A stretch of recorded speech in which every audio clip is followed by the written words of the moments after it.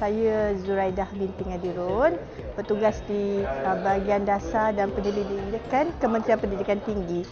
Saya bertugas sebagai penerima pegawai takbir di unit pentadbiran bahagian dasar dan penyelidikan.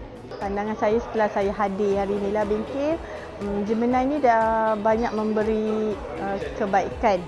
Dia memudahkan cara kita bertugas dengan lebih cepat dan berkesan.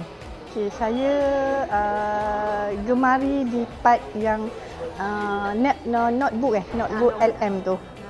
Itu lebih saya sebab dia santai dan dia memudahkan cara kita bekerja dengan lebih cepat lah.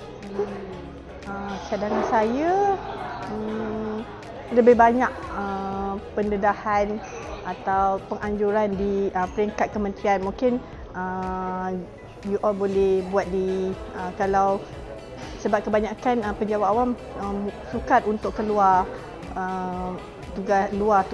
tugas kawasan kan. So boleh buat di kementerian sendiri je lah. Untuk memudahkan semua boleh sertai.